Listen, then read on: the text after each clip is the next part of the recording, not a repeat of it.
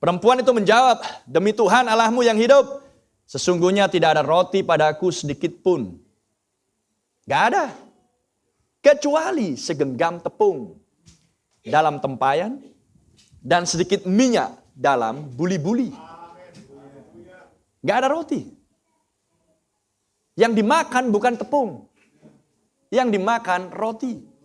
Tapi untuk menghasilkan roti dibutuhkan proses pengolahan tepung dan juga api. Dan seterusnya. Dan minyak. Dan sekarang aku sedang mengumpulkan 2-3 potong kayu api. Kalau bahasa Indonesia, bahasa Inggrisnya lah 2 sticks. Bukan 2-3. Tapi lah 2 saja. Dibuang 3-nya. Karena ini menunjuk kepada salib. Dan salib dibutuhkan 2 potong kayu. Kemudian aku mau pulang dan mengolahnya bagiku dan bagi anakku. Dan setelah kami memakannya, maka kami akan mati. Tidak ada yang tersisa, hanya itu yang tersisa. Dan Tuhan tahu bagaimana caranya berurusan dengan orang yang dipredestinasi. Oke? Tuhan tunggu sampai yang terakhir, yang tersisa.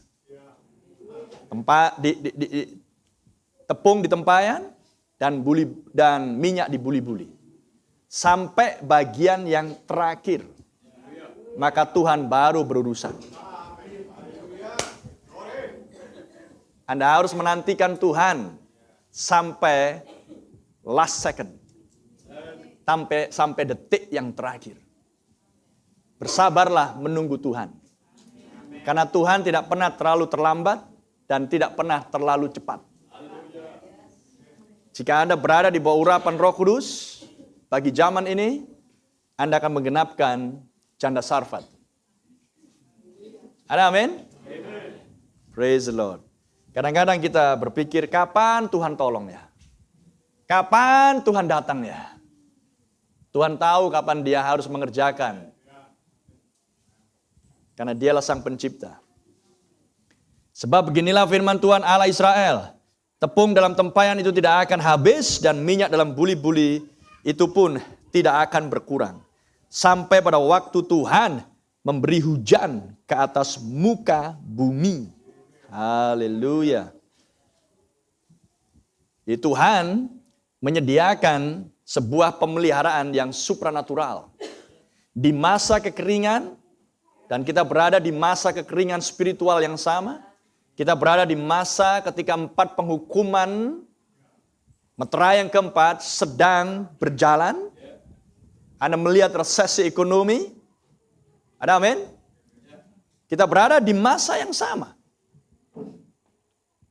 Tapi Tuhan menjanjikan sesuatu yang supranatural. Lalu pergilah perempuan itu. Lihat, tanpa dia bertanya. Dia pergi.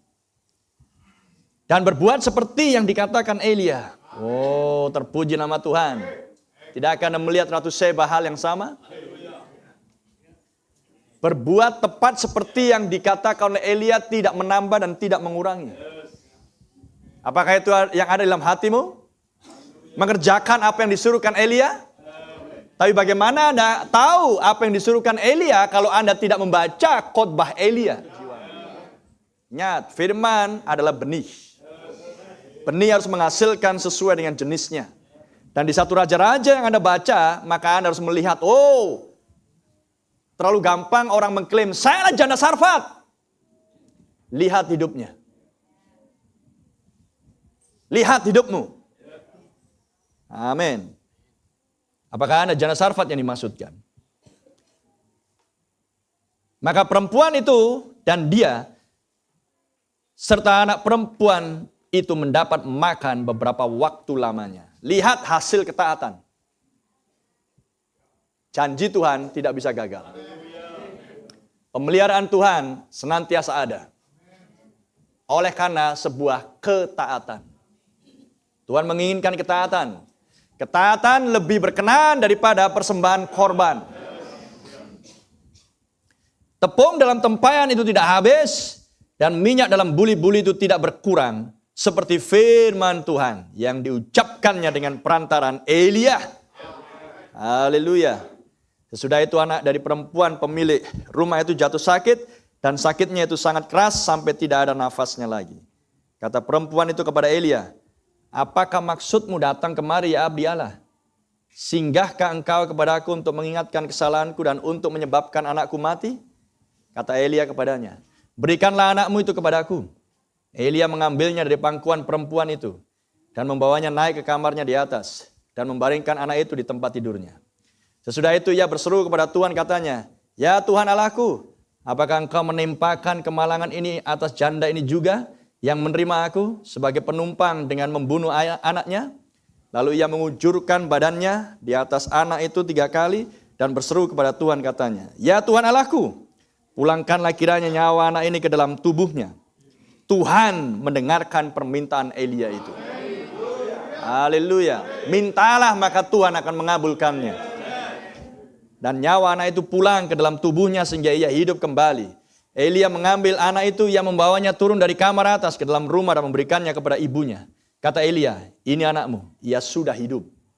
Kemudian kata perempuan itu kepada Elia, sekarang aku tahu bahwa engkau abdi Allah dan firman Tuhan yang kau ucapkan itu adalah benar.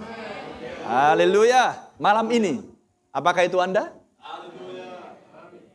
Dia sudah punya program sendiri perempuan ini. Tapi dia di stop, dicegat oleh yang ilahi. Melalui pelayanan seorang nabi dan pesannya. Jauh di dalam hati perempuan ini, dia mendengar perintah itu. Dia mengenali pesan dan zamannya.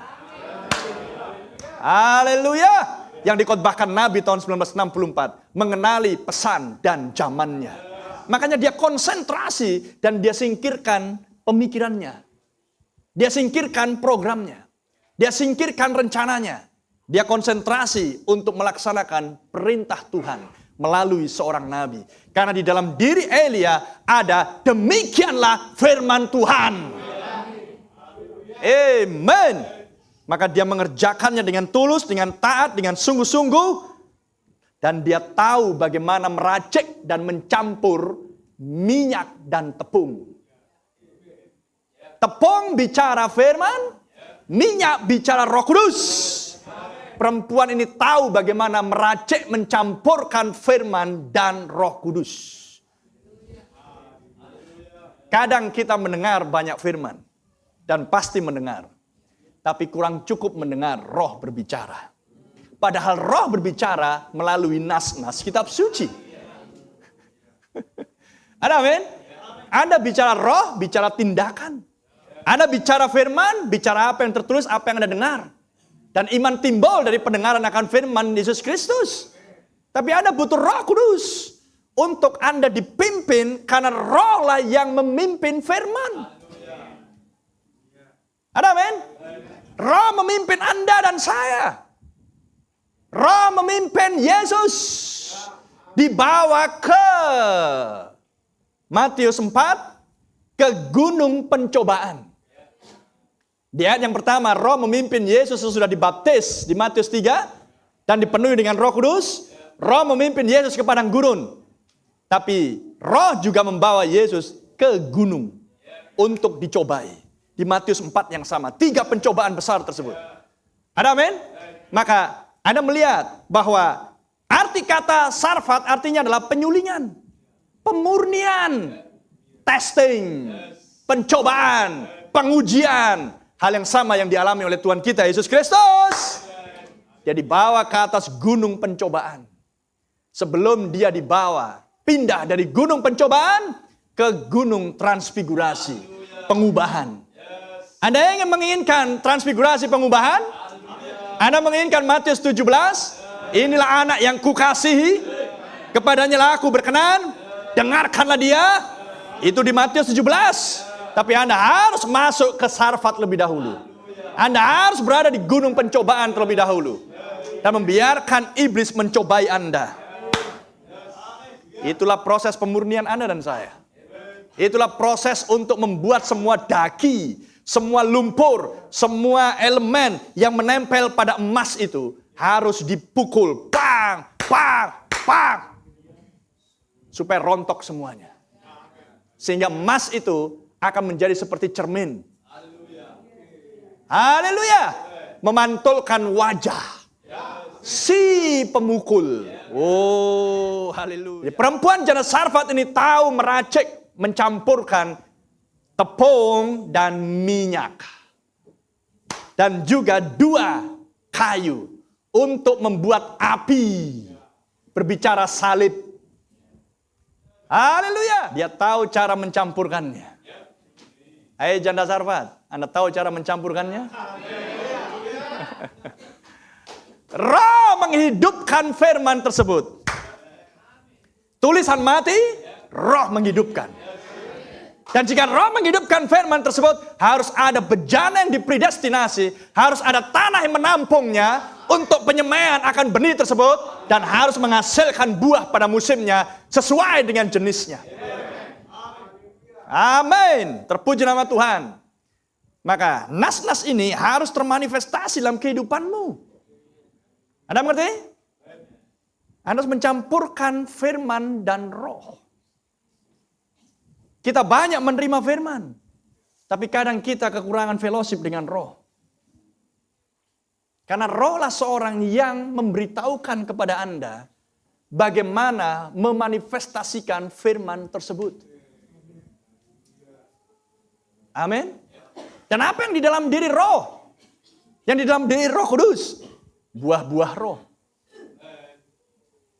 Amin. Apa yang di dalam kehidupan roh tersebut? Karena roh adalah kehidupan Allah. 7 kebajikan. Haleluya.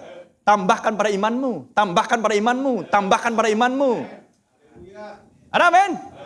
Tidakkah Anda melihat gunung pencobaan berlangsung?